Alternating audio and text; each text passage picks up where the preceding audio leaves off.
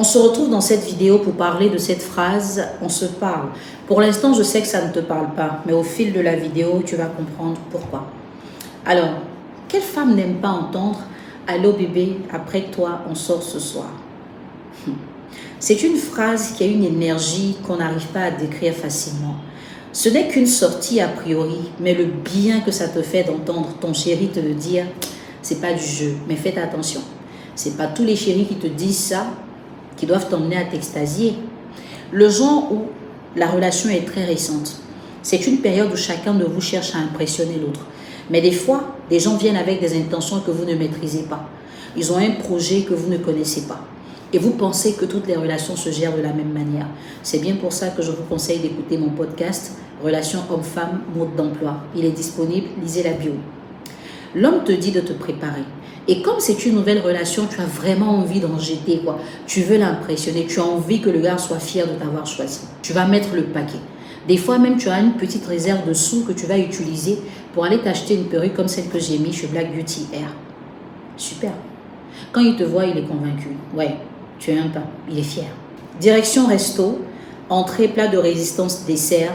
Vous êtes servi à la carte. C'est pas le genre de buffet où on a payé un petit montant, tout le monde mange. C'est un restaurant à la hauteur de tes attentes. Des fois, le gars, il vient de temps en temps, il sert le champagne, le vin. Enfin, tu te sens comme une princesse. À l'instant, là, tu crois que ta vie sera comme ça tout le temps. Tu vas commencer à faire des snaps, envoyer à tes copines pour leur montrer que tu as trouvé un genre, le genre du genre, celui à qui aucune femme ne peut résister. Vous finissez, il va te proposer d'aller en boîte. Pourquoi pas? Ce serait pas mal. Vous ne serez plus seul, il va appeler des amis. En général, ce n'est pas des amis qui ont son niveau. Ce sont des amis qui n'ont pas forcément réussi comme lui, il a réussi, qui n'ont pas forcément les moyens qu'il a. En fait, il veut t'impressionner devant des gens qui vont l'encenser pour que tu sois encore plus impressionné. Donc, il fait un mixte d'amis et de bons petits et ils sont tous assis à votre table. Vous pouvez être 5 ou 6 comme ça. Et les gens t'apprécient, notre belle, notre femme. Et tu ne fais que sourire. En général, dans ce genre de circonstances, tu ne parles pas beaucoup. Ton sourire parle à ta place. Et tu es tellement belle et radieuse que tout le monde a envie de te voir sourire. Donc, on n'arrête pas de te faire des compliments. Les champagnes commencent à venir sur la table. Le prix des champagnes peut varier entre 550 000 ou plus. Ça dépend de l'endroit. Un premier, un deuxième, 3, 4, 5. Des fois, vous vous retrouvez même à 10 bouteilles de champagne.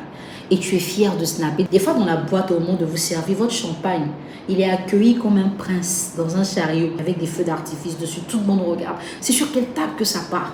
Et toi, tu es contente. En fait, tu es dans un mood. On ne peut pas t'enlever de là. Chérie, vous allez boire. Et le pire même, c'est que des fois, ils payent ceux qui ne sont pas capables de boire. Ses amis et ses petits-là, leur goût, ce n'est pas le champagne, c'est la liqueur. Mais c'est toi qui veux impressionner. Il faut qu'il ait une facture impressionnante. Et toi, dans ta tête, tu es en train de faire un calcul. Ce qu'on a mangé au restaurant, ce qu'on a bu ici, ça fait approximativement 1,5 million. Ça veut dire que s'il peut faire ça, s'il peut claquer ça juste dans la nourriture et la boisson, ça veut dire que moi, je vais avoir un bon pactole.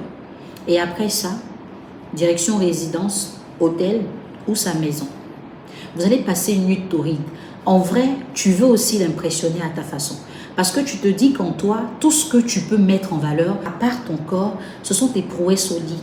Donc, tu vas faire avec lui des choses extraordinaires. Ce que tu as appris avant, ce que tu vas apprendre à l'instant. Un mix de tout ça pour vraiment lui faire passer une nuit comme il se doit. Parce que dans ta tête, tu es en mode calcul.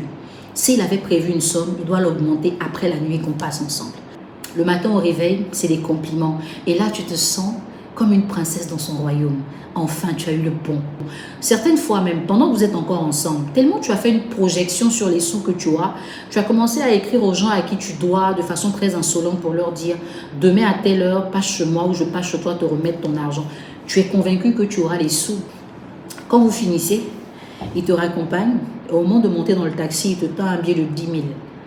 Et il te dit « On se parle. » Ça, c'est quand tu vas en taxi.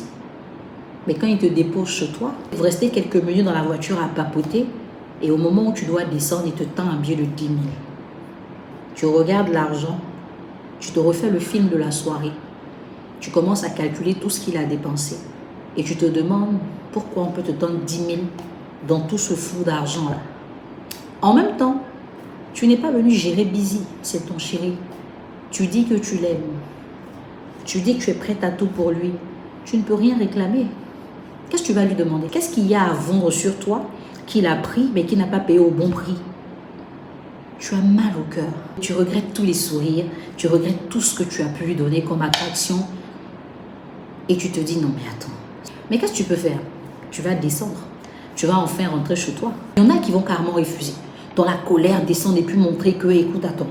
Et il y en a qui vont vouloir montrer une sorte de bonne éducation et se dire, c'est peut-être un piège. Elles vont prendre cet argent. Mais en rentrant à la maison, la frustration de ça, avec toutes les dépenses qu'il a fait, c'est que 10 000 qu'il me donne.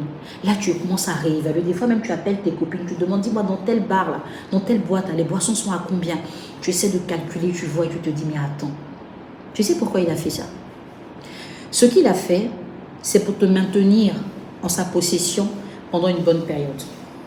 Parce que tu vas te convaincre qu'il a beaucoup d'argent et qu'il est en train de te tester pour voir si tu es matérialiste. Et comme tu veux lui prouver que tu n'es pas matérialiste, mais qu'il te faut absolument profiter de ce qu'il a, tu ne vas pas refuser le prochain rendez-vous. En même temps, avant de te faire ça, le gars a réussi à s'implanter dans ton esprit. C'est pas que tu es super amoureuse, mais c'est le genre qui a un feeling qui te plaît, à qui tu ne peux pas dire non facilement. Donc quand il va t'inviter une autre fois, tu vas encore y aller. Au total, il n'avait pas l'intention de te garder. Il voulait t'impressionner parce que tu aimes être impressionné.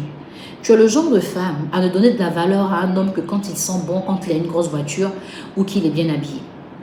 Tu n'es pas le genre de femme à discuter avec quelqu'un qui est juste en train de marcher. Des fois, même pour un simple renseignement, tu es guindé parce que tu te dis, c'est pas quelqu'un de ton milieu, c'est pas un gars comme ça que tu cherches. Donc, les gens prennent le temps de te connaître, de t'observer, avant de te servir ce qui peut te tuer à petit feu. À ce niveau-là, qu'est-ce que tu vas dire à tes copines? Je suis allée, il ne m'a rien donné, il m'a donné 10 000. Non, tu veux te rattraper. Donc, tout ce qu'il va dire, tu es d'accord avec.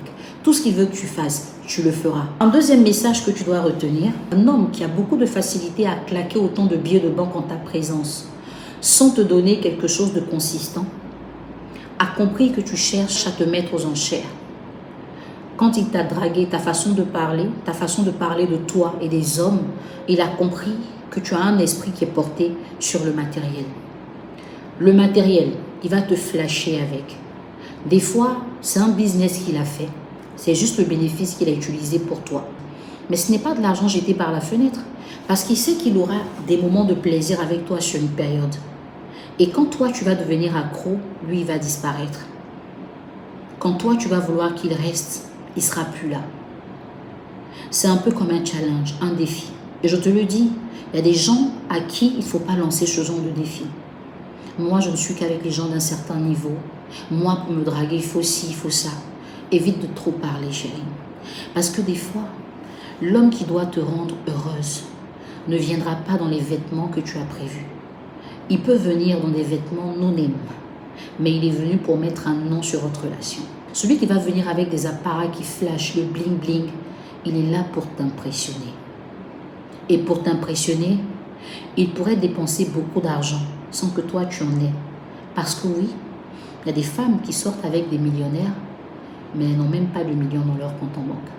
Comme tu as l'habitude de l'entendre de ma bouche, la richesse n'est pas sexuellement transmissible. C'est ton mental qu'il faut que tu travailles. Arrête de courir après l'argent des gens. Parce que l'argent des gens ne t'appartient pas. Cherche ton propre argent. Et ne te considère pas comme un article à vendre. Ne te mets pas aux enchères. Tu es une perle.